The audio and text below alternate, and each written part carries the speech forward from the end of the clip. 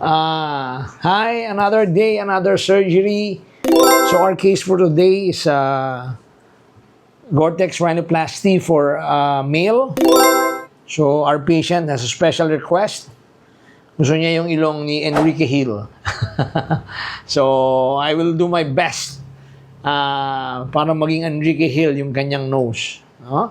Then our second case is done case of breast augmentation for our graduating training fellows. No? So breast augmentation, they will put 350cc for a female, for a 27-year-old female. So I'll be monitoring if they can do the procedure well. Okay? So that's it.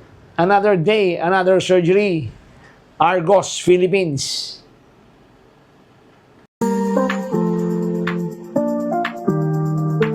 Hi, I'm done with Gore-Tex rhinoplasty for a male patient.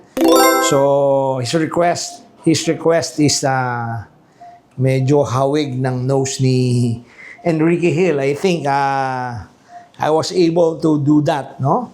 So from the nasofrontal angle, so medyo mataas po, no? Walang slope because for a male, medyo mataas. Then the bridge, the supratip break.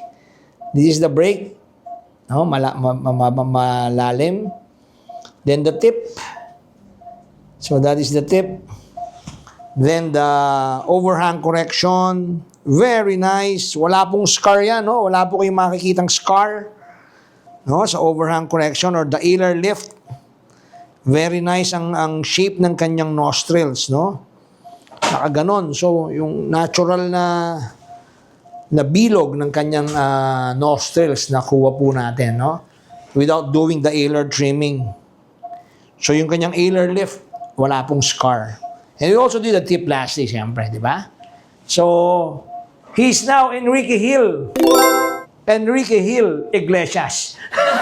Okay, another day, another surgery.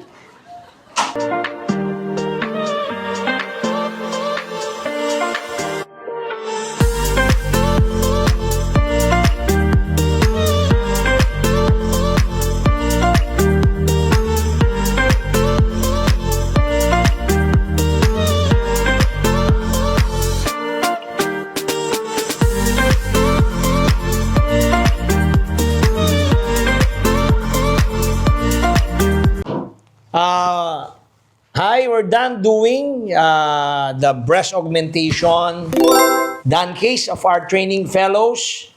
Our surgeons, Dr. Tiffany Go from Malayo, from Manila, no? And Dr.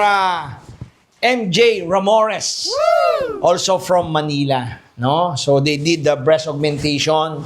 They'll be taking the fellowship exam come March 20. So good luck to both of you, no? Sana top kayo, no? So they did the breast augmentation. Ang ganda. Very well. 350cc. No? Ang ganda po ng kanilang pagkakagawa, no? So that's it. Another day.